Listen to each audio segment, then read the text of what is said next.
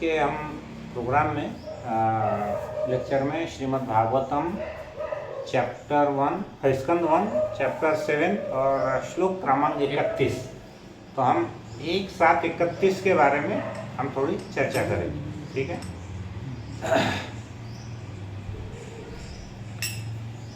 ओम नमो भगवते वासुदेवाय। ओम नमो भगवते वासुदेवाय। नारायणं नमस्कृत्य नरं चैव नरोत्तमं देवीं सरस्वतीं व्यासं ततो जयमुदीरयेत। नष्टप्रायेषु अभद्रेषु नित्यं भागवत सेवया भगवत उत्तम श्लोके भक्तिर्भवति नैष्ठिकी। कृष्णाय वासुदेवाय देवकी नंदनाय च नंदगोप कुमाराय गोविंदाय नमो नमः। ओम ज्ञानतिमिरान्धस्य ज्ञानाञ्जनशलाकया चक्षुरुन्मीलितं येन तस्मै श्रीगुरुवे नमः। श्रीचैतन्य मनोभीष्टं स्थापितं येन भूतले स्वयं रूप कदा मह्यं स्वददाति स्वपदान्तिकं। वन्देऽहं श्रीगुरु श्रीयुतपदकमलं श्रीगुरून् वैष्णवांश्च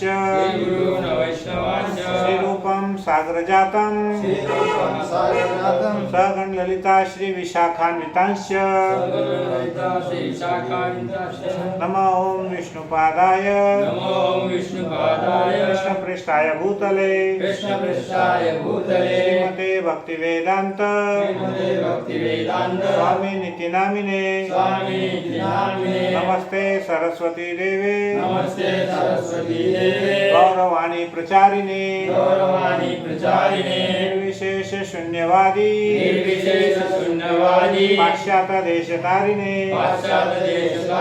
हे कृष्ण करुणा सिंधु दीनबंधु जगत्पते गोपेश गोपिका कांत राधा कांत नमस्ते भक्त कांचन गौरांगी राधे वृंदावनेश्वरी वृषभानुसुते देवी प्रणमामि हरिप्रिये वाञ्छाकल्पतरुभ्यश्च कृपा सिन्धुभ्य एव च पतितानां पावनेभ्यो वैष्णवेभ्यो नमो नमः। जय श्री कृष्ण चैतन्य प्रभु नित्यानंद श्री अद्वैत गदाधर श्रीवासादि गौर भक्त वृंद। हरे कृष्णा कृष्णा कृष्णा हरे हरे हरे राम राम राम हरे हरे हरे कृष्ण कृष्णा कृष्णा हरे हरे हरे राम राम हरे हरे हरे कृष्णा कृष्णा कृष्णा हरे हरे हरे राम राम हरे हरे हरे कृष्णा। तो आज के हमारे इस श्रीमद् भागवत कथा के लेक्चर में सभी भक्तों का स्वागत है। सभी भक्तों को दंडवत प्रणाम। और आज हम जो भी चर्चा करेंगे वो मैं मेरे शुद्धिकरण के लिए कर रहा हूँ। मेरी इतनी कोई योग्यता नहीं है बताने की, लेकिन हमारा ये प्रयास है कि भक्तों को आनंद मिले, गुरु को आनंद मिले और उनकी आज्ञा का हम पालन करें और हमारे हृदय का कुछ शुद्धिकरण हो। तो हम श्लोक क्रमांक 31 स्कंद 1 अध्याय 7 श्लोक क्रमांक 31 दृष्टाश्च तेजस्तु तयो त्रिलोकान् प्रदहन् महत्। मैं करता हूँ। दृष्टाश्च तेजस्तु तयो त्रिलोकान् प्रदहन् महत् दह्यमानां प्रजा सर्वा सावन्तर्कम् अमंसतः। दृष्टाश्च तेजस्तु तयो त्रिलोकान् प्रदहन् महत् दह्यमाना प्रजा सर्वा सावर्तकम् अमंसतः। हाँ, तो अभी प्रभु जी कोई है आपके पास, या मैं दूँ आपको? आप बोलिए। दृष्टा, हाँ, दृष्टास्तेजस्तु तयो। हाँ, बराबर। तयो, उसके बाद त्रिलोकान। हाँ, तेजस्तु तयो त्रिलोकान् प्रदहन्महत् दह्यमानः प्रजा सर्वा सावर्तकमंसतः।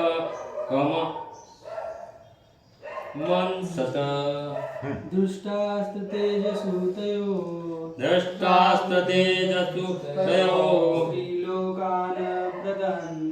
त्रिलोकान् प्रदहन्महत् दह्यमाना प्रजा सर्वा सावर्तकमंसतः। मैं आपको बोलता हूँ ये कैसा गाना है। दृष्टावास्त्रस्ते तेजस्यु तयो त्रिलोकान् प्रदहन् महत् दह्यमाना प्रजा सर्वा सावर्तकम् अमंसतः। दृष्टवास्त्रस्य तेजस्सु तयो त्रिलोकान् प्रदहन् महत् दह्यमानां प्रजा सर्वा संवर्तकम् अमंसतः। दृष्टवास्त्रस्य तेजस्सु तयो त्रिलोकान् प्रदहन् महत् दह्यमानां प्रजां सर्वः संवर्तकम् अमंसतः।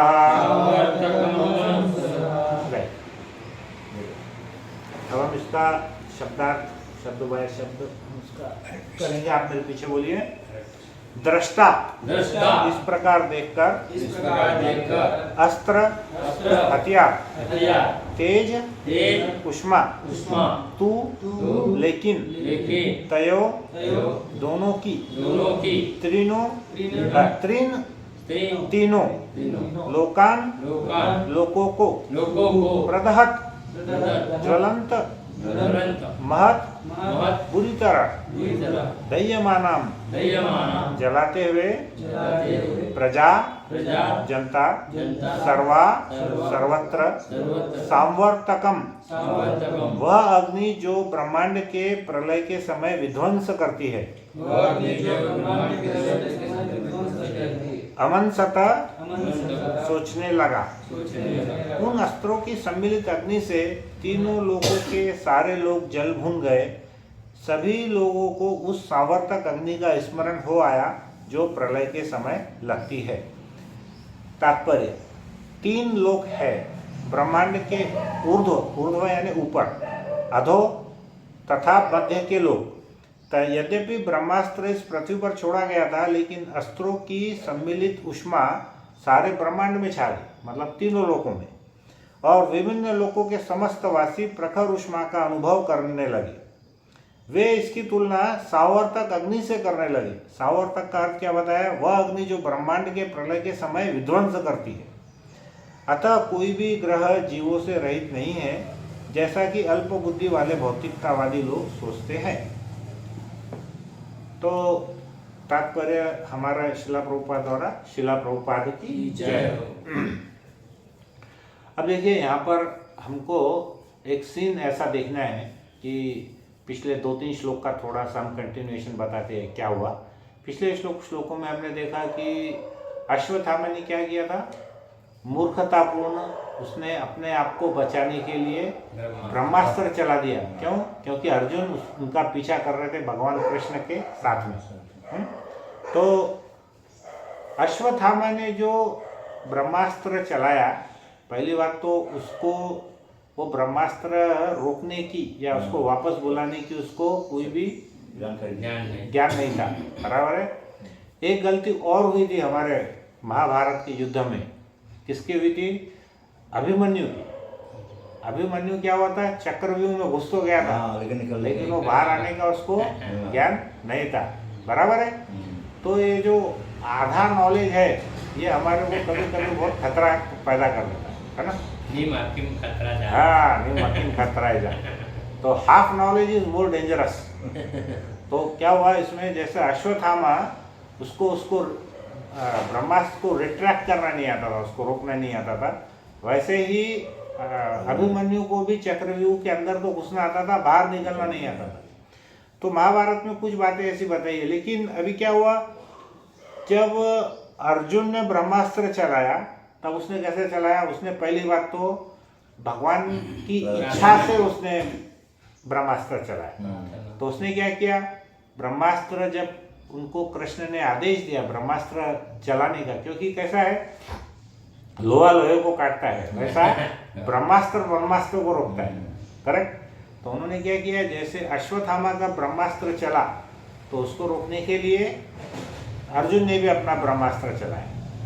तब उसने क्या किया? अर्जुन ने सबसे पहले भगवान की परिक्रमा की, भगवान की परिक्रमा की, और फिर बाद में उसने ब्रह्मास्त्र चलाया।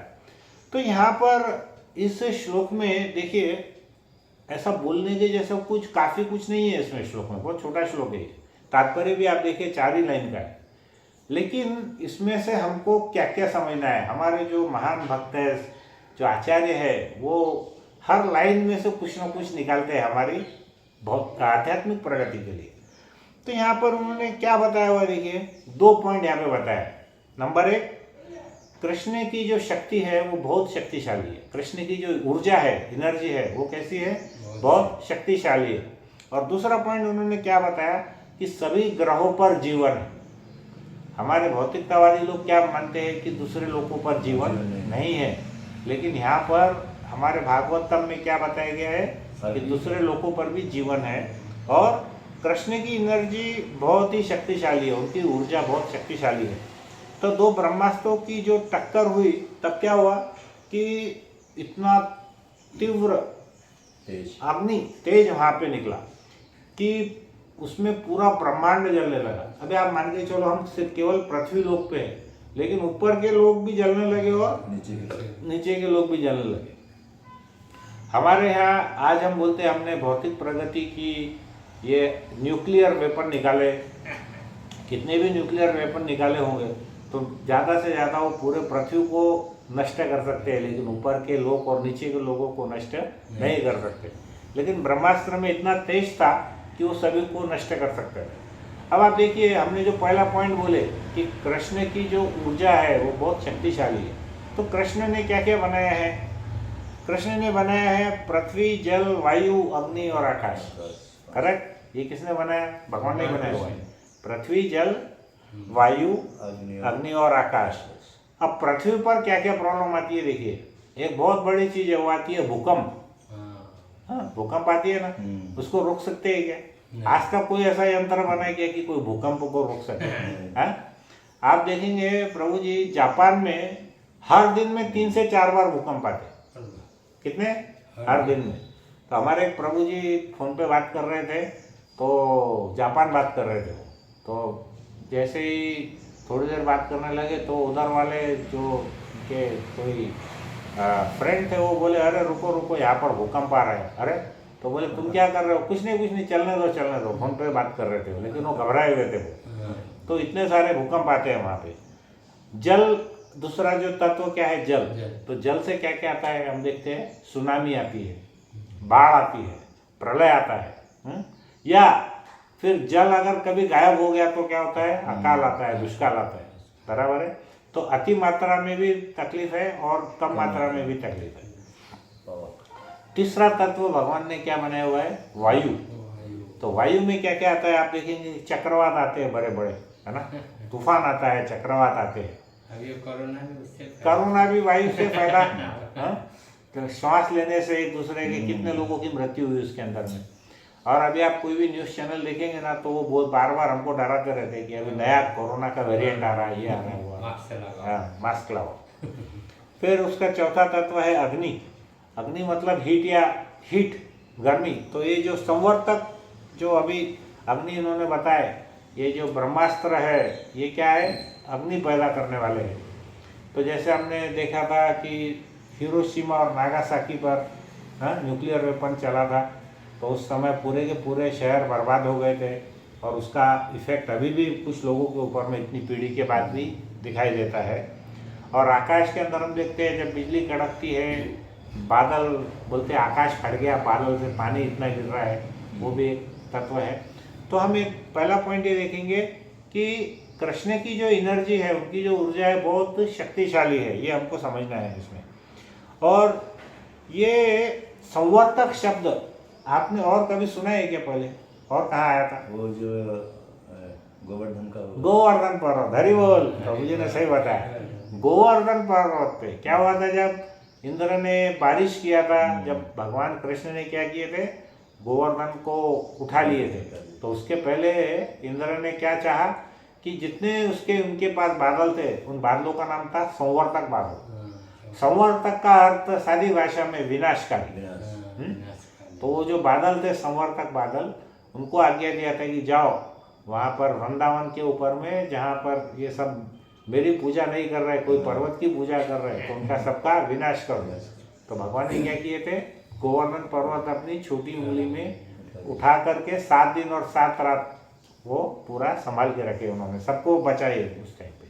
तो वो एक संवर्तक बादल था। ये एक संवर्तक अग्नि है जो कि ब्रह्मास्त्र से निकली थी। एक ही ब्रह्मास्त्र की अग्नि सहन नहीं कर पाते थे, तो दो ब्रह्मास्त्र की अग्नि कितनी ज़्यादा होगी आप ये समझ के चलो। तो संवर्तक अग्नि से शास्त्र में बताया कि 3 प्रकार के विनाश हो सकते हैं। कैसे कैसे विनाश होते हैं देखिए। एक तो हम जानते हैं नित्य विनाश, जो हमारे जन्म मृत्यु का होता रहता है चक्र में, लाइफ एंड डेथ, एक वो वाला विनाश तो हमको सबको पता है। दूसरा विनाश तो कब होता है, नैमित्तिक विनाश यानी क्या, जब ब्रह्मा का एक दिन समाप्त होता है। अब आपको पता है ब्रह्मा का एक दिन की आयु कितनी है, 14 हाँ, 30 कोटि। एक चतुर्युग गुणिले 1000, तो उसका शास्त्र में वर्णन है 432 करोड़ वर्ष। हाँ, वो कितनी है ब्रह्मा जी की आयु है एक दिन की। और वैसे एक रात है, एक दिन मतलब ये अपने जो 12 घंटे जो है उनके 432 करोड़ वर्ष है, वैसा बताया वो नैमित्तिक। तो ब्रह्मा के एक दिन जब समाप्त होता है ना, तो उस टाइम पे नैमित्तिक प्रलय आता है। और जब ब्रह्मा जी की पूरी आयु खत्म होती है 100 वर्ष की, तो उसको गुना कैसे करेंगे, 432 करोड़ वर्ष, ये कितना हो गया, एक दिन का 12 घंटे का, गुणिले 2 मतलब हो गया ये एक दिन का 24 घंटे का, गुणिले 365 दिन, है ना, गुणिले 100 वर्ष की आयु। तो इतना बड़ा है वो, हम बोल ही नहीं सकते वो कितने अरबों खरबों वर्ष में जाएगा। तो उतनी उनकी आयु है। प्रभु जी आप भी जरा थोड़ा आगे आप भी आगे आए। तो ये हमारी आयु कैसी है, ब्रह्मा जी की आयु 432 करोड़ वर्ष गुणिले 2 गुणिले 365 गुणिले 100 वर्ष, ये ब्रह्मा जी की आयु। तो उस समय क्या होता है कि जब ब्रह्मा जी के 100 वर्ष पूरे होंगे ना, तब क्या होगा, जो सूर्य है उसमें जो गर्मी है वो 12 गुना ज़्यादा बढ़ जाएगी, है। और उसके साथ साथ क्या होने वाला है, हमारा जो पृथ्वी है इसको कौन धारण किया है, संकर्षण, हाँ, तो उनके मुख से भी अग्नि निकलने वाली है। मतलब आप ये समझो कि ये जो एक पतीला है, ऊपर से भी अग्नि और नीचे से भी अग्नि, हाँ। तो इसमें क्या होने वाला है कि पूरा की पूरा जो ब्रह्मांड है पूरा वो नष्ट हो जाएगा, करेक्ट। और इसमें उसके बाद जब पूरा ब्रह्मांड खत्म हो जाएगा, नष्ट हो जाएगा, तो उसके बाद भगवान क्या करते हैं, शास्त्र के हिसाब से 100 साल 100 वर्ष मूसलाधार बारिश करते। क्यों, इतना जो गर्म हो गया उसको ठंडा करने के लिए, है कितने साल, 100 वर्ष, दिन रात मूसलाधार उसमें बारिश होती है, फिर सारे जितने भी हमारे घटक है वो पिघल करके उसमें बह जाते हैं। तो ये पहली चीज ये श्लोक में क्या बताई हुई है कि जो कृष्ण की जो ऊर्जा है वो बहुत शक्तिशाली है, बराबर है, अचिंत्य, उसको हम सोच नहीं सकते, उसके बारे में चिंता नहीं कर सकते। इंग्लिश में वर्ड क्या है, इनकंसीवेबल, हम उसको कंसीव नहीं कर सकते माइंड में, बियॉन्ड हमारे थिंकिंग है, ठीक है। और दूसरा जो पॉइंट इसमें बताया गया है वो क्या बताया इसमें, इस श्लोक में, कि सभी लोकों पर, सभी ग्रहों पर जीवन है। यहाँ पर उन्होंने बताया, देखो, अतः कोई भी ग्रह जीवों से रहित नहीं है, जैसा कि अल्प बुद्धि वाले भौतिकतावादी लोग सोचते हैं। हम क्या सोचते हैं कि जो जीवन है वो सिर्फ हमारे ग्रह पर है, बाकी दूसरे ग्रह पर में कोई जीवन नहीं है, ऐसा सोचते हैं। लेकिन प्रभुपाद यहाँ पर बहुत स्ट्रांगली उसको खुद का पॉइंट बताते हैं। वो क्या बोलते हैं कि जैसे हमारा जो शरीर है पृथ्वी पर, जल अग्नि वायु आकाश, हाँ, अग्नि जल वायु आकाश और पृथ्वी से बना हुआ है ना, वैसे ही हर एक ग्रह अलग अलग तत्वों से बने हैं। तो जैसे आप सूर्य ग्रह पर देखेंगे तो सूर्य ग्रह के ऊपर में वहाँ पर अग्नि से बने हुए भी जंतु और लोग रहते हैं, जो जिनका जो मुख्य जो तत्व है वो क्या है, अग्नि, वो अग्नि के अंदर ही रहते हैं। अगर वो अग्नि के अंदर में नहीं रहते तो भगवान ने करोड़ों साल पहले जो भगवत गीता विवस्वान को सुनाई थी। विवस्वान मतलब कौन है, सूर्यदेव।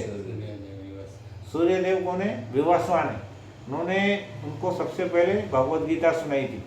तो अगर पुरुष नहीं होते या वो व्यक्ति नहीं होते तो उनको कैसे सुना सकते हो, बराबर है।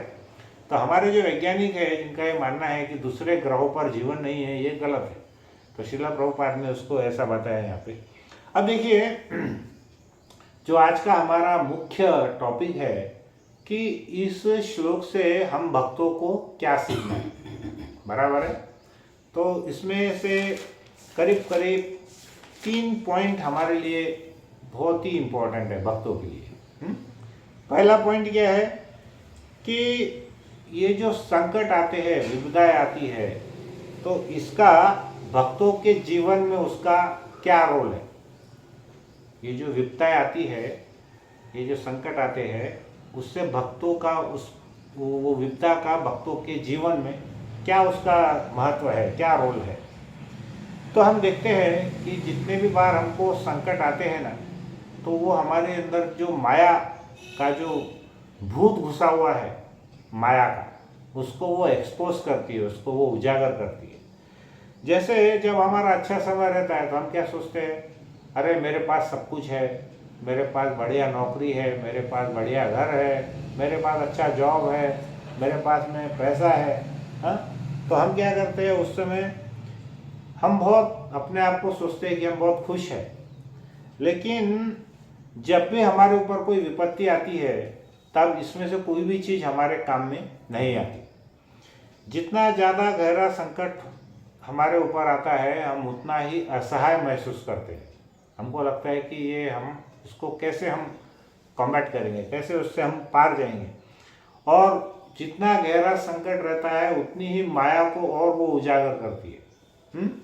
तो हमारे रिश्तेदार, हमारे मित्र, हमारे जितने भी कनेक्शंस है, ये जितने भी सब चीज़ें हैं, वो हमको कोई काम नहीं आते। और कृष्ण की शरणागति के अलावा हमारे पास और कोई दूसरा रास्ता नहीं रहता। तो सबसे बड़ा हमारे जीवन में जो क्राइसिस आता है, सबसे बड़ी विपदा क्या आती है किसी के जीवन में, बोलिए।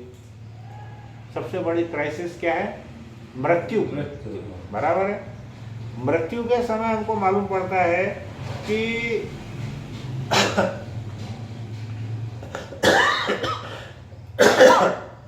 मृत्यु के समय शास्त्र बोलते हैं कि हर व्यक्ति को अपना अपना कार्य करना होता है।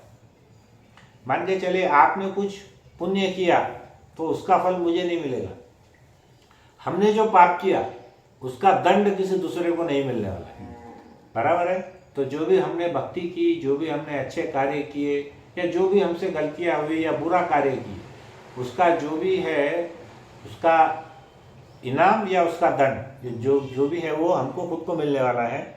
इसमें कोई भी हमारे मित्र, रिश्तेदार, पत्नी, पति, बेटा उसमें कुछ भी कर नहीं सकते।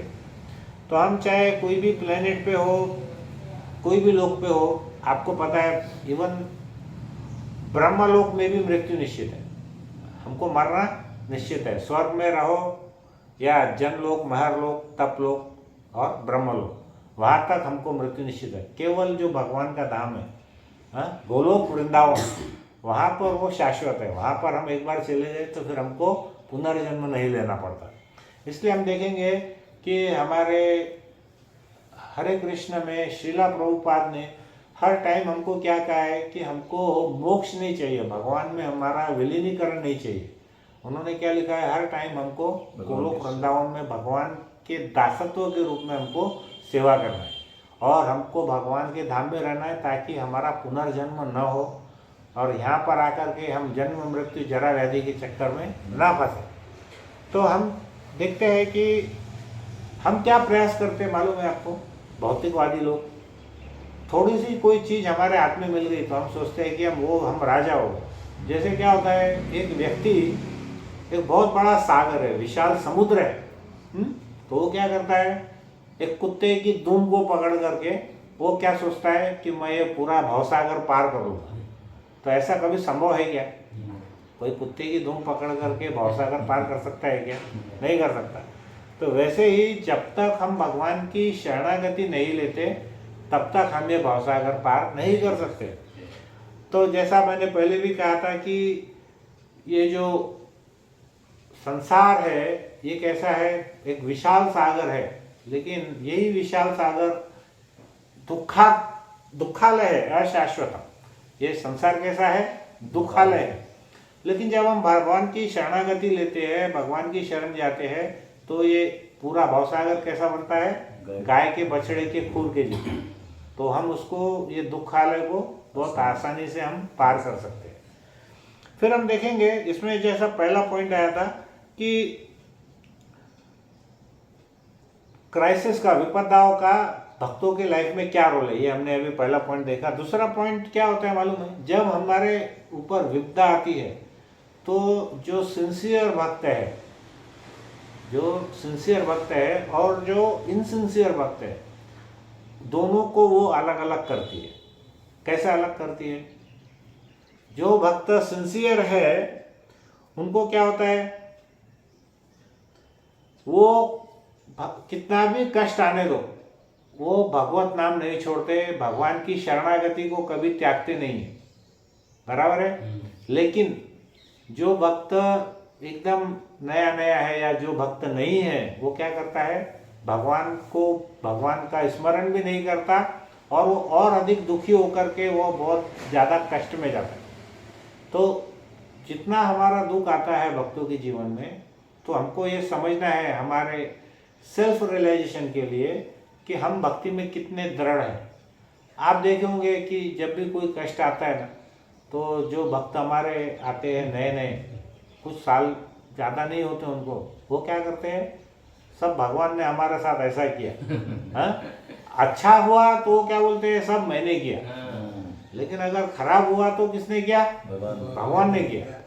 तो अभी मैं क्या करता हूँ, कल से भगवान का सब माला वाला बंद करो। तो मैंने पहले भी बोला था एक लेक्चर में कि हमको अगर त्यागना है तो फिर हम हमारा भोजन त्याग दो, गुस्सा त्याग दो, अहंकार त्याग दो, क्रोध त्याग दो। वो हम त्यागते नहीं है। हम क्या करते हैं, सबसे पहले भगवान को त्यागने का प्लान बनाते हैं, क्योंकि सबसे इजी है। लेकिन ये पता नहीं है कि वो सबसे ज़्यादा दुखदाई है। करेक्ट।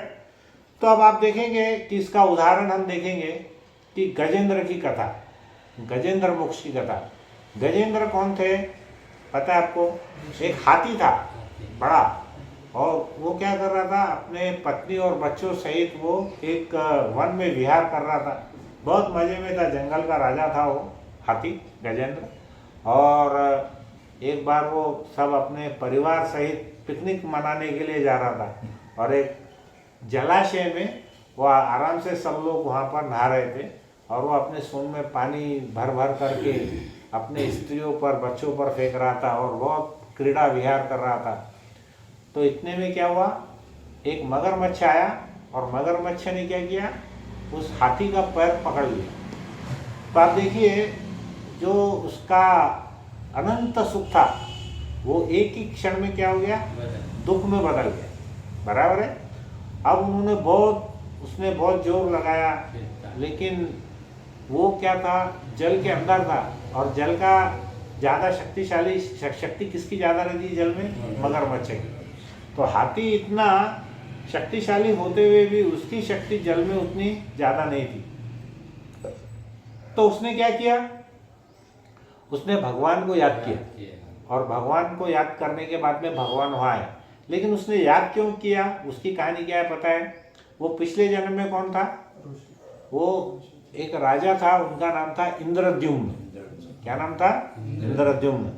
और वो क्या कर रहे थे, अपना राजपाट छोड़ करके वो जंगल में जा कर के तपस्या कर रहे थे।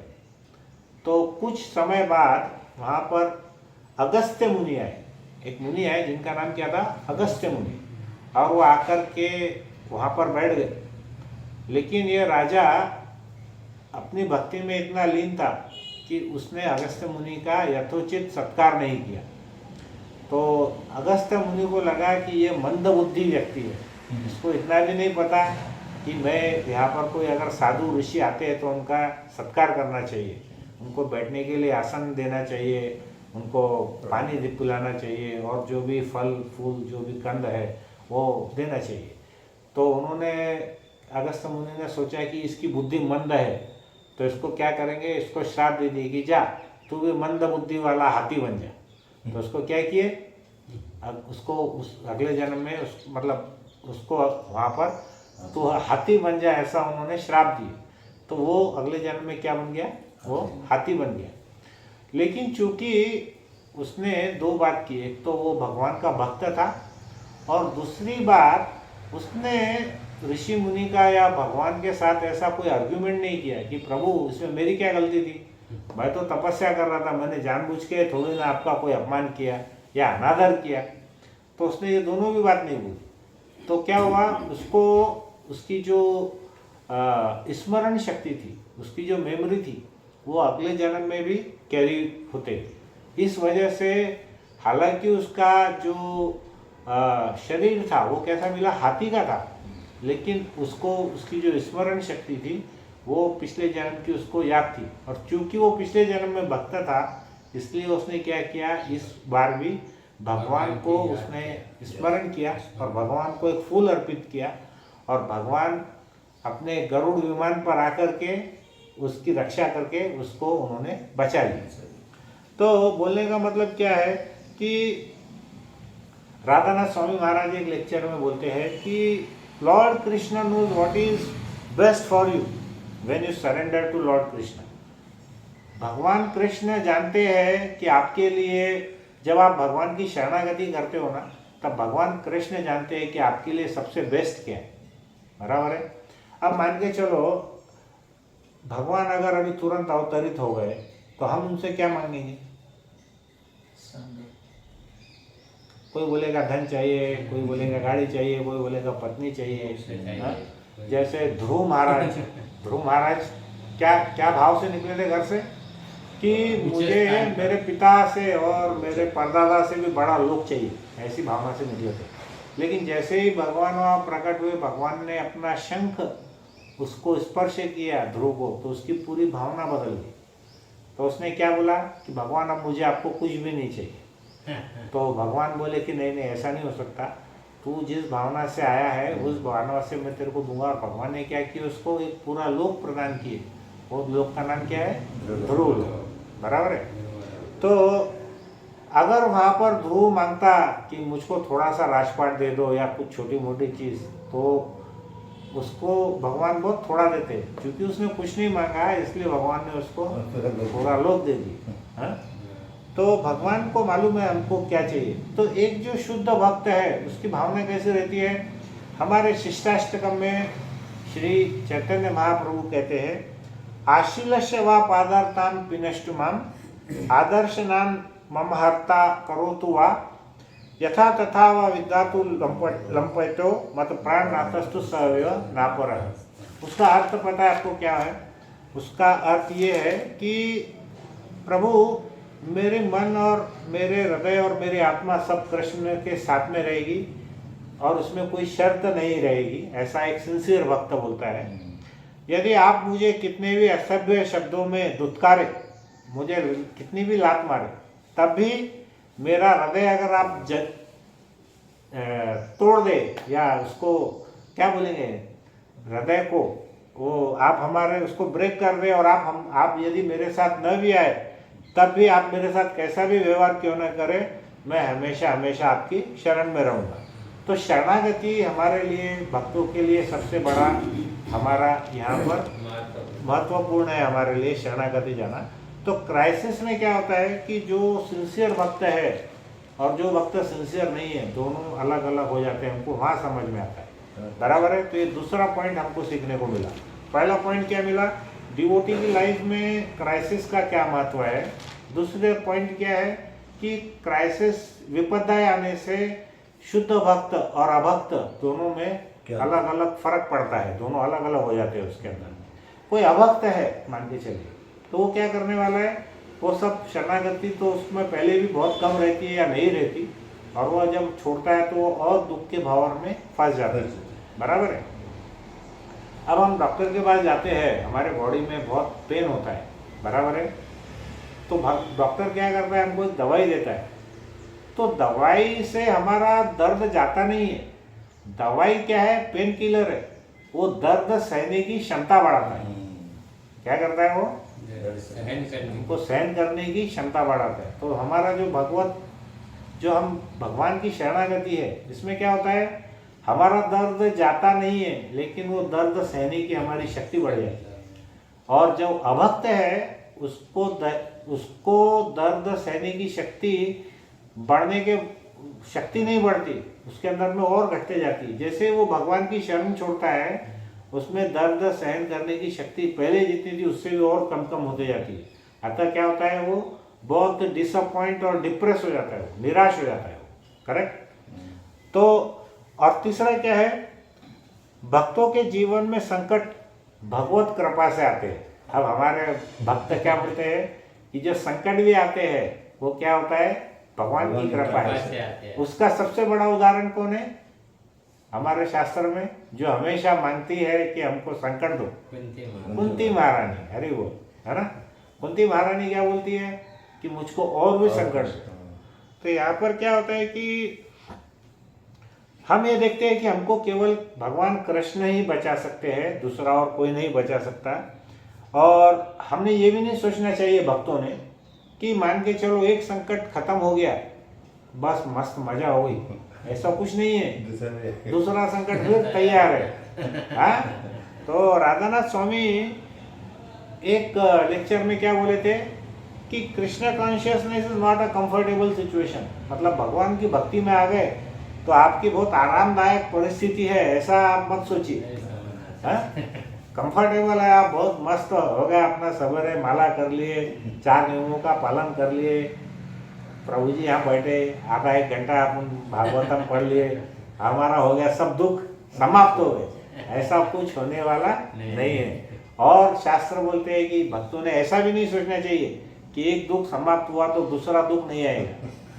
ऐसा भी कुछ नहीं है। तो ये क्यों आते हैं दुख, क्योंकि भगवान क्या बोलते हैं कि जितना दुख मैं अगर भक्तों को दूंगा तो उतना वो हमारा स्मरण करेगा। बराबर है। तो वो हमें जो एक बहुत अच्छा वर्ड है, this calamities they keep a devotee hot. जो विपदा है भक्तों को हमेशा गर्म रखती है, गर्म यानी सक्रिय रखती है। बराबर है कि नहीं। तो क्या होता है, मान के चलिए प्रभु जी कि हम मान के चलिए एक रेगिस्तान में जा रहे हैं, हमारे नंगे पैर है, हमने कुछ नहीं पहना हुआ है। वो नंगे पैर जब हमारे गरम गरम रेत में चल रहे हैं, नीचे क्या है, गरम रहती है, और ऊपर क्या है, चिलचिलाती धूप है।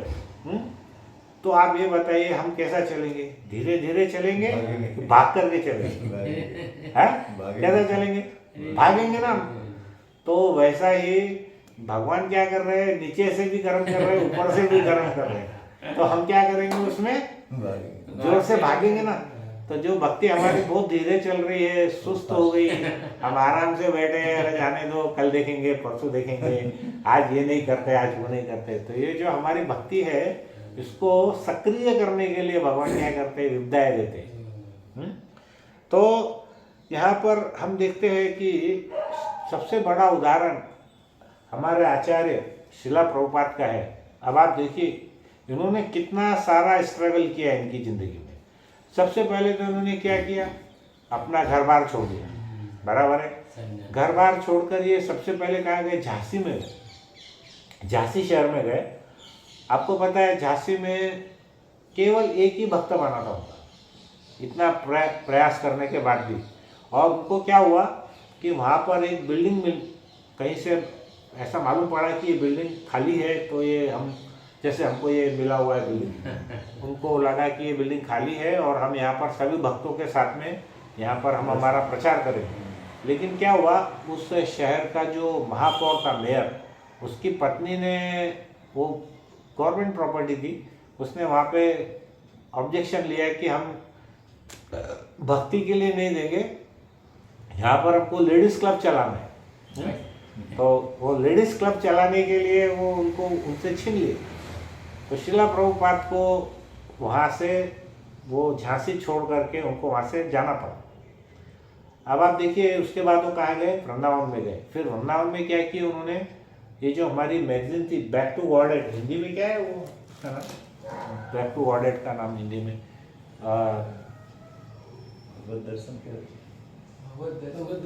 भागवत दर्शन। भागवत दर्शन उन्होंने back to Godhead magazine, Bhagavat Darshan, ये पुस्तकें उन्होंने छापी। और देखिए आप सोचिए, हमारे पास तो पूरा रेडीमेड मटेरियल है, तब भी हमको कितना प्रयास करना पड़ता है बोलने के लिए। हम प्रिपेयर कर रहे हैं, हम कहाँ से कहानियाँ ढूंढ रहे हैं, हम क्या क्या प्रिपेयर कर रहे हैं। हमारे पास तो सब है, इंटरनेट है, मोबाइल है, सब है। उस समय क्या था? कुछ भी नहीं था।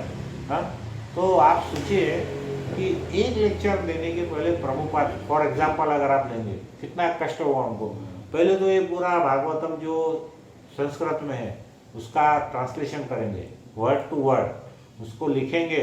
उसके अंदर में उनका खुद का जो चिंतन है, जो भगवान वास्तव में कहना चाह रहे हैं, वो तात्पर्य में डालेंगे और सामान्य हमारे जैसे व्यक्तियों को वो समझाएंगे।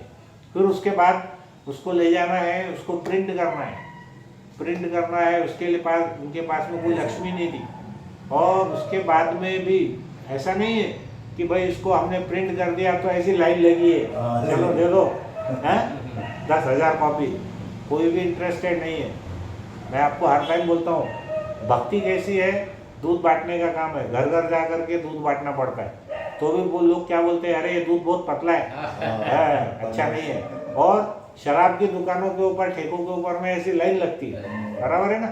तो शिला प्रभुपाद क्या किए, चिलचिलाती धूप में वो ये बैक टू गॉडेड मैगजीन, भगवत दर्शन, ये जो मासिका थी वो बेचते थे, सेल करते थे। तो उनको एक बार नहीं कई बार उस चिलचिलाती धूप में उनको सन स्ट्रोक आया और वो नीचे गिर गए। उसके बाद एक बार ऐसा भी हुआ कि किसी गाय ने उनको जोर से टक्कर मार दी, तभी वो नीचे गिर। फिर उसके बाद में वो अमेरिका गए, क्यों? अपने गुरु के शब्दों को आज्ञा मान करके। तो जब जलदूत में बैठे थे तब उनको क्या हुआ? 2 बार हार्ट अटैक आ गया, बराबर है। और न तो उनके पास पैसा था, न कोई उनका मित्र वहाँ था। उनका जो टाइपराइटर था, जो कि सबसे बड़ा उनके लिए भक्ति के पास में क्या क्या चीज़ें, छोटी मोटी यही चीज़ है ना, भगवत गीता, भागवतम और टाइपराइटर। तो उनका टाइपराइटर भी चोरी हो गया था, बराबर है। तो जब वहाँ पर न्यूयॉर्क में गए तो बहुत सारे हिप्पीज थे। जब उनको उन्होंने प्रचार किया तो उसमें से कुछ लोग गर्म हो गए कि ये हमारे को क्या सिखा रहे, क्या पर। उन्होंने क्या किए, वो नशा करते थे, ड्रग्स लेते थे। उस नशे में उन्होंने उनके ऊपर में आक्रमण किया, शिला प्रभुपाद के ऊपर। फिर भी शिला प्रभुपाद उनके लिए क्या करते थे, उनके लिए प्रसाद बनाते थे, उनके लिए गुलाब जामुन बनाते थे, या रसगुल्ला बनाते थे और उनको खिलाते थे। उनकी जो झूठी प्लेटें भी वो खुद उठा करके साफ करते थे। तो इतना इतना सहन करना है। अब आप सोचिए, मैंने महाराज हिज होलीनेस राधानाथ स्वामी महाराज के हम यात्रा में गए थे 2017 में मायापुर में।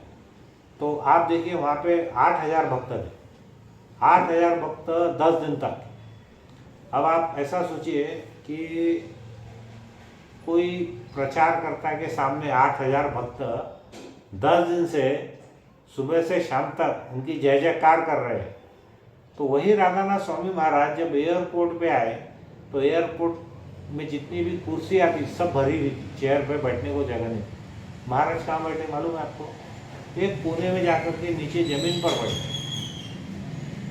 अब आप देखिए, कोई व्यक्ति जिसके इतने बड़े बड़े हजारों भक्त है, उनके जो महाराज है उनको क्षण मात्र का भी उनको ईगो नहीं है, बराबर है, एक लेश मात्र भी ईगो नहीं है। तो ये सब बातें हमको हमारे आचार्यों से सीखना है। ये हम प्रयत्न कर रहे हैं, हमारी पात्रता नहीं है, लेकिन हमको प्रयत्न करना है ये सब चीजें हमारे अंदर में आत्मसात करने के लिए। तो इसमें हमारे महाराज ने क्या बात बोले पता है, ये बात बहुत इंपॉर्टेंट है। हाँ, इसके पहले मैं बोला था कि शिला प्रभुपाद क्या करते थे, हमेशा अपना इंडिया का रिटर्न टिकट जेब में रखते थे वो आने के जहाज का, कि कभी यहाँ से भगा दिए या मेरे को बिल्कुल नहीं रहना पड़ा तो मैं वापस भारत चला जाऊंगा। तो इतना उसको बोलते हैं ना, तलवार की धार पे खड़े रहना, वैसा वो खड़े थे। तो उसमें क्या हुआ, डिवोटीज जो है ना, वो एक बहुत अच्छा वर्ड बोले राधानाथ स्वामी महाराज ने, नहीं शिला प्रभुपाद ने बोले, devotees don't go through crisis but they grow through crisis. Go और ग्रो में आप अंतर देखिए कि जितने भी भक्त है वो कोई भी विपदाओं में नहीं जाते, वो विपदाओं में और बड़े भक्त बनते हैं। तो क्या बोले, devotees don't go through crisis but they grow through crisis. मतलब उनका विकास होता है, वो विपदाओं में कभी भी तकलीफ नहीं होता उनको, उनका क्या होता है, विकास होता है। तो जितने भी हमारी विपदा है वो क्या करती है, हमको भगवान की शरणागति में ले जाती है। जैसे ही ब्रह्मास्त्र आया अर्जुन के पास तो भगवान तो वहीं खड़े थे, तो उसने क्या किया, भगवान को प्रार्थना की कि आप प्रभु मैं आपकी शरण में हूँ, आप इसका मार्ग बताइए। तो पांडव जितने भी थे, पांचों पांडव कैसे थे, भगवान के शुद्ध भक्त थे। मैंने पिछले लेक्चर में बोला था कि इतने सारे दुख आने के बाद भी उन्होंने एक बार भी भगवान से ये नहीं पूछा कि हमारे जीवन में क्यों आए, और एक दुख नहीं, एक के बाद एक, एक के बाद एक, एक के बाद एक, सब पूरा कंटिन्यूस। तो दूसरा इसका उदाहरण हम देखेंगे द्रौपदी का। जब द्रौपदी का उनको निर्वस्त्र कर रहे थे, तो आप सोचिए 5,000 साल पहले जब इतना शुद्ध वातावरण था, पवित्र वातावरण था, उस समय ऐसी हरकत, ये एक्चुअली देखा जाए तो ये मौत से भी ज़्यादा भयावह स्थिति थी, है ना। अगर किसी को मार दिया जाए तो उतना अपमान नहीं लगेगा जितना अपमान ये जो हो रहा था। तब उसने क्या की, तब तो भगवान उनके पास में भी नहीं थे, तब उसने भगवान को पुकारा और भगवान वहाँ पर उनकी शरण देने के लिए आ गए। तो ये सभी विपदाओं की सबसे पावरफुल दवाई हमको भगवान ने क्या दिया हुआ है, ये जितने भी हमको तकलीफें हैं वो हमको क्या दिया हुआ है, वो दिया हुआ है भगवान का हरिनाम। चैतन्य महाप्रभु ने ये दवाई दी है जिसको हम पूरे विश्व में हम बांटने का प्रयास करते हैं। इससे क्या होगा, हमारे दुख समाप्त हो जाएंगे। तो इन्होंने क्या किया, जब हम दूसरों को संकट में देखते हैं तो उनको ये दवाई देनी चाहिए। तो इसीलिए क्या हुआ, शिला प्रभुपाद ने क्या किया, इतना बड़ा जो इस्कॉन का मंदिर है, इस्कॉन बनाया, जिसके अंदर में पूरा विश्व समा सकता है, रह सकता है और जन समुदाय को ये विपत्तियों से बचा सकता है। इसीलिए क्या बोलते हैं कि श्री चैतन्य महाप्रभु ने क्या बोला था कि my name will be taken in every town and village, है ना। भगवान का जो नाम है वो हर जगह, छोटे छोटे गांव और शहर में भी लिया जाएगा। अगर अभी आपको टाइम है तो 5 मिनट की मैं एक कहानी बोलना चाह रहा था। तो प्रभु जी आपको कितने बजे जाना है? 5 मिनट दीजिए, 5-10 मिनट हमें, क्योंकि कहानी के बगैर हमारा लेक्चर पूरा होता नहीं है। हम अभी थोड़ा सा, अब ये जरा हमारे लिए ज़्यादा हो गया, अब हम थोड़ी सी कहानी बताएंगे। तो कहानी से क्या होता है, ये हमारे जैसे लोगों को समझ में भी आती है और हमारे हृदय में भी रहती है। तो एक बार क्या हुआ, 2011 की एक कहानी है। एक उज्जैन के प्रभु जी थे, उनका नाम था अनंत वोरा प्रभु। तो वो क्या हुआ, अमेरिका जा रहे थे, 2011 की बात है। तो वो उज्जैन से गए बॉम्बे, बॉम्बे से गए शिकागो। तब वो जा रहे थे, तब क्या हुआ कि बड़े शुद्ध भक्त थे, तो उन्होंने जो प्लेन के अंदर में जो भी खाने का दिया जाता है, तो उसमें उन्होंने ऑप्शन पूछा। वो पूछते हैं आपको खाने के लिए आपको वेजिटेरियन चाहिए कि नॉन वेजिटेरियन चाहिए, ये तो प्रभु जी ने क्या किया, सब ऑप्शन हटा करके उन्होंने बोला कि मुझे सिर्फ फ्रूट मिल चाहिए। क्या चाहिए? फल चाहिए और कुछ नहीं चाहिए। तो वो उज्जैन से गए बॉम्बे, बॉम्बे से गए शिकागो, बीच में फ्रैंकफर्ट एक जगह पर उनका प्लेन चेंज भी हुआ। तो करीब करीब 25 घंटे की जर्नी थी, वो यात्रा थी। और वो वहाँ पर जब गए तो क्या हुआ, उनको बहुत सारे फ्रूट दिए उन्होंने, एयरलाइंस वालों ने खाने के लिए। तो प्रभु जी ने क्या सोचा कि भाई हम जितना खा सकते हैं उतना तो खा लेंगे, जो बच गए तो उसका क्या करूं। तो प्रभु जी ने सोचा कि वो अपने बैग में ही रख लेते हैं, तो जब हम अमेरिका आएगा जब खा लेंगे, उसमें क्या गलत है। अब होता है क्या प्रभु जी, आप जब भी प्लेन में बैठते हैं ना, हर एक कंट्री का एक डिक्लेरेशन का फॉर्म देते हो, घोषणा पत्र, उसमें आपको डिक्लेयर करना पड़ता है। तो ये प्रभु जी ने क्या हुआ, वो घोषणा पत्र एक डिक्लेरेशन फॉर्म दिए, उनके बाजू में एक कोई पैसेंजर थे, वो बोले अरे भाई साहब ये सब टाइम पास है, तो कुछ नहीं है, बस इसमें आप कुछ भरो मत, आपका नाम लिख दो और नीचे साइन करो। तो उन्होंने सब जगह पे नो नो नो नो मतलब ऐसा करके, तुमने ड्रग्स ली क्या, तुमने ये किया क्या, वो किया क्या। फिर उसमें एक कॉलम भी था कि आपके बैग में नहीं, आपके पास कोई फ्रूट है क्या, वेजिटेबल या फ्रूट है या बीज है क्या। उन्होंने लिख दिया नहीं नहीं नहीं। वो पूछते हैं आपके पास $10,000 से ज़्यादा की राशि है क्या, 10,000 क्या, $10 भी नहीं है, तो उन्होंने क्या है, सब नहीं नहीं नहीं नहीं लिख दिया। अब ये क्या हुआ, ये आए शिकागो के एयरपोर्ट पे, शिकागो के एयरपोर्ट पे आए तो ये नीचे उतरे।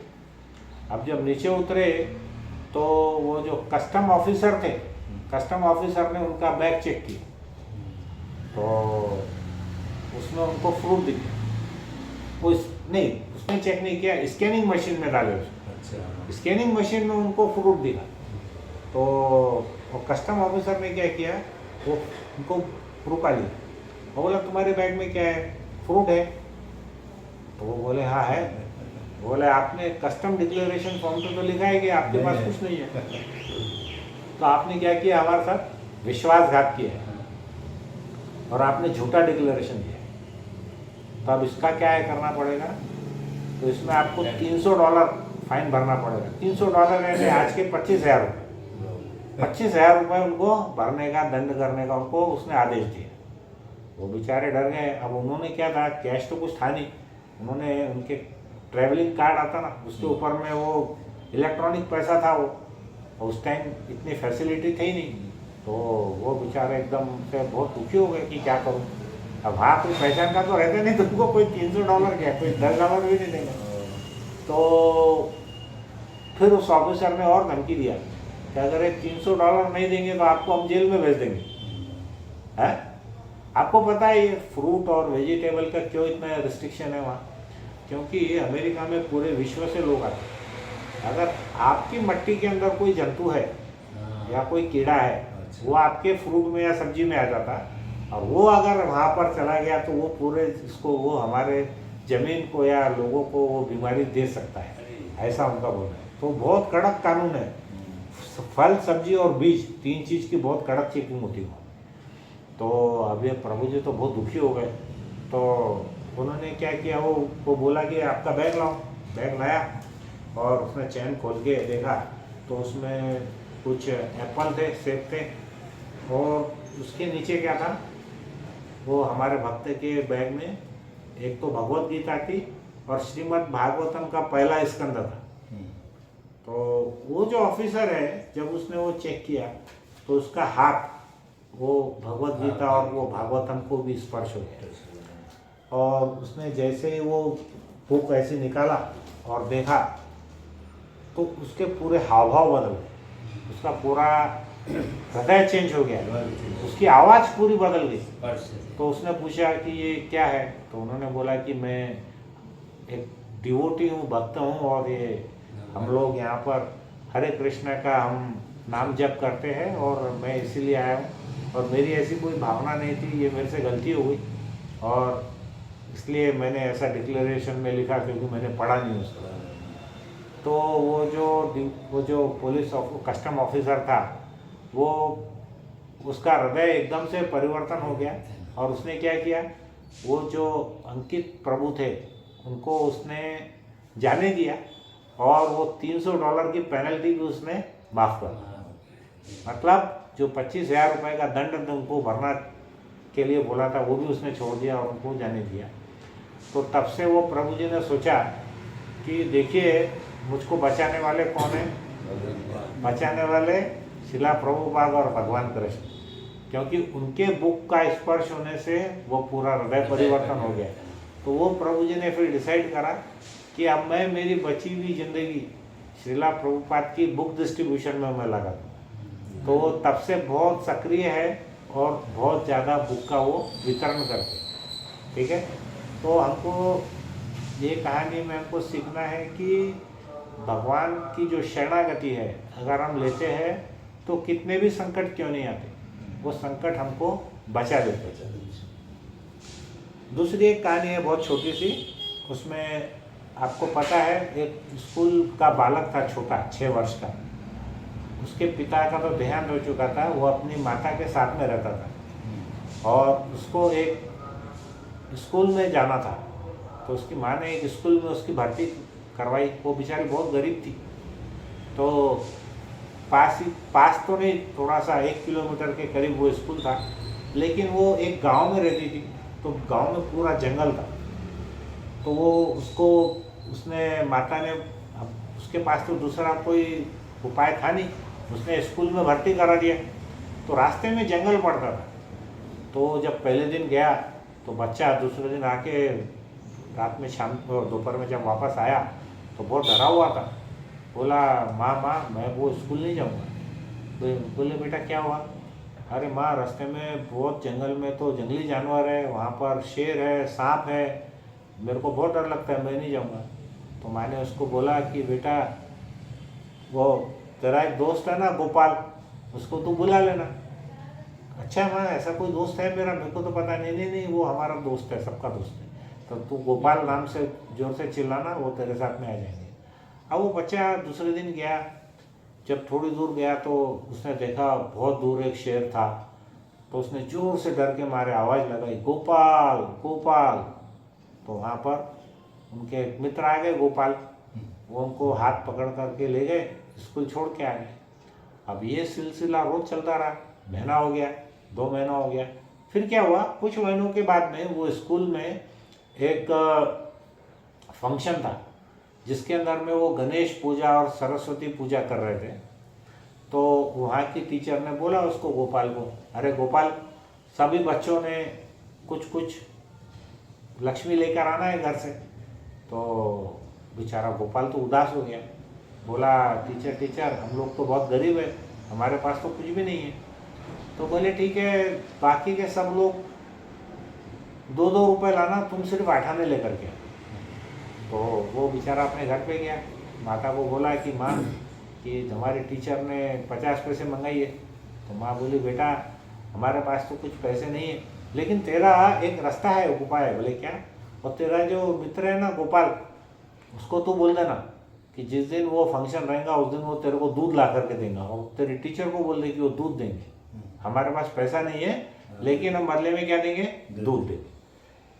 तो वो गया दूसरे दिन, वो गोपाल को बोला, गोपाल हमारे स्कूल के अंदर में एक फंक्शन है और मेरी माँ ने बोला है कि तुम मुझको दूध देना और वो फंक्शन के टाइम मैं आपको याद दिला दूँगा। तो गोपाल बोला हाँ हाँ, मैं तो सबका दोस्त हूँ, कोई बात नहीं, तुम मेरे को बोल देना। तो कुछ दिनों के बाद जब वो फंक्शन था तो गोपाल ने ये गए वहाँ पे, हमारे स्कूल जो बालक था वो गया रास्ते में और उसने जोर से आवाज़ दी, गोपाल गोपाल। तो गोपाल आ गए तो उन्होंने बोला कि गोपाल आज मेरे को स्कूल के अंदर में वो दूध देना है। तो गोपाल ने क्या किया, एक छोटा सा मिट्टी का बर्तन लाया छोटा और वो ला करके वो बालक को दे दिया। बालक बोला ठीक है, अब वो लेकर के गया तो उसको देख करके सब बच्चे हंसने लगे, टीचर भी हंसने लगी, अरे देखो इसने क्या लाया, एक लोटा दूध लाया जरा सा, कैसे होने वाला है इतने सारे बच्चों में। तो वो बच्चा भी थोड़ा बेचारा निराश हो गया। फिर वो क्या हुआ, वो जितनी भी वहाँ पे बाल्टियाँ थी वो रखी थी और टीचर ने बोला अब इसमें क्या है, ठीक है चलो डाल देते। तो जब वो टीचर ने वो दूध उसमें डाली बाल्टी में तो देखी कि अरे ये बाल्टी तो पूरी भर गई और उसमें तो दूध अभी भी उतना ही है। फिर उसने दूसरी बाल्टी लाई, दूसरी बाल्टी भी उसने जब खाली की तो वो भी पूरी भर गई। अब तो उसको बहुत आश्चर्य हुआ, ऐसी टोटल 10 बाल्टियाँ लाई उसने, उनके पास उससे ज़्यादा बाल्टी ही नहीं थी। अब वो 10 बाल्टी लाई, 10 के 10 बाल्टी भर गई। तो वो इतने आश्चर्य हो गई, वो बोली कि अरे जितने सब लोगों ने मिलकर के लक्ष्मी लाई है उससे कई गुना ज़्यादा तो तेरे दूध की कीमत हो गई, तो ये तूने कहाँ से लाया? तो उसने बोला हाँ मेरा दोस्त है गोपाल, वो जंगल में रहता है, मैं मेरी बहुत सहायता करता है, मैं जो भी बोलता हूँ वो सब लेकर के आता है। तो यहाँ पर हम देखेंगे कि भगवान क्या बोलते हैं कि सूरधम सर्वभूतानाम, भगवत गीता में 5.29 में भगवान क्या बोलते हैं, सूरधम सर्वभूतानाम, मतलब मैं सभी जीवों का शुभ चिंतक मित्र हूँ। यदि कोई मुझे संकट में खतरे में बुलाता है तो मैं वहाँ आ जाता हूँ। भगवान हमारे पास क्यों नहीं आते? क्योंकि हमारे अंदर श्रद्धा की कमी है। उस छोटे से बालक में कितनी श्रद्धा थी, उसकी माता में कितनी श्रद्धा थी। आप सोचिए, एक माँ अपने बेटे को जंगल में छोड़ देती है, किसके भरोसे? भगवान के, गोपाल के भरोसे। तो वो कौन थे? स्वयं भगवान कृष्ण थे। हाँ, दामोदर अष्टकम में भी हमने देखा है ना। तो क्या होता है, हमारे अंदर में श्रद्धा की कमी है। अगर हमारी श्रद्धा विकसित होती है तब हम भगवान के बहुत करीब हम चले जाते हैं। अब आप मेरे को बताइए, हम में श्रद्धा कितनी है, इसका नापतोल कैसा करेंगे? आपके पास 10,000 रुपए है तो आप बोलेंगे 10,000 है, किसी के पास 50,000 है तो गिन के बता देंगे 50,000 है। लेकिन आपके अंदर में श्रद्धा 1 से 9 के लेवल में कौन से लेवल पे है, वो कैसे बताएंगे आप? तो उसके लिए हमारे आचार्यों ने, रूप गोस्वामी ने बताया है भक्ति रसामृत सिंधु में। उन्होंने क्या बताया? भक्ति के 9 स्तर बताए। पहला है श्रद्धा, दूसरा है साधु संग, हम भक्तों के साथ में, आचार्यों के साथ में, सीनियर डिवोटीज के साथ में कितना रहते हैं। तीसरा बताया उन्होंने भजन क्रिया।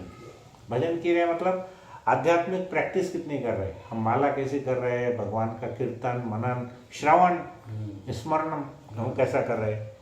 चौथा बताया है अनर्थ निवृत्ति। अनर्थ निवृत्ति मतलब हमारे जितने भी ऑफेंसेस है, पाप है, उनसे हम कितना प्रयास कर रहे हैं दूर जाने का, ये चौथा है।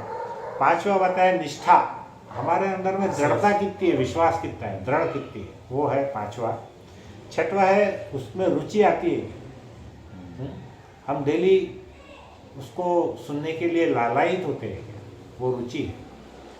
सातवां है उसमें आसक्ति, हमारा अटैचमेंट है क्या, मतलब अगर हम एक दिन लेक्चर नहीं सुनेंगे तो हम पूरा दिन हमारा खराब हो गया, हमारे को चिड़चिड़ हो गई, वो हमारा लेवल है आसक्ति का लेवल।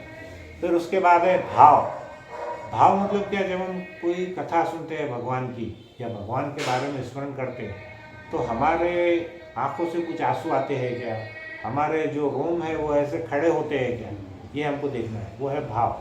और 9वां जो लेवल है वो क्या है, प्रेम। प्रेम प्रेम की सबसे अच्छा उदाहरण क्या है, वृंदावन की गोपियाँ, और उसमें सर्वोच्च गोपी कौन है, श्रीमती राधा रानी। तो जो 24 घंटे सिर्फ कृष्ण के भाव में रहते हैं, कृष्ण के प्रेम में रहते हैं, वो वाला है प्रेम का लेवल। तो ये जो हमारे भक्ति के स्तर है, इसमें हमको देखना है कि हम कौन से लेवल पे हैं, श्रद्धा के लेवल पे है या फिर हम साधु संग है या भजन क्रिया है या अनर्थ निवृत्ति है या निष्ठा है या रुचि है या आसक्ति है या भाव है या प्रेम है। ऐसे 9 स्तर हमारे आचार्यों ने, रूप गोस्वामी ने भक्ति रसामृत सिंधु में लिखे। तो हमको ये देखना है कि हम यहाँ पर दृढ़ श्रद्धा और दृढ़ विश्वास के साथ में हम भगवान की कथा सुनेंगे, भगवान के चरणों में हम शरणागति रहेंगे। चैतन्य महाप्रभु ने कहा है, श्रद्धा शब्दे विश्वास कहे सुदृढ़ निश्चय, कृष्ण भक्ति कैले सर्व कर्मकृत है।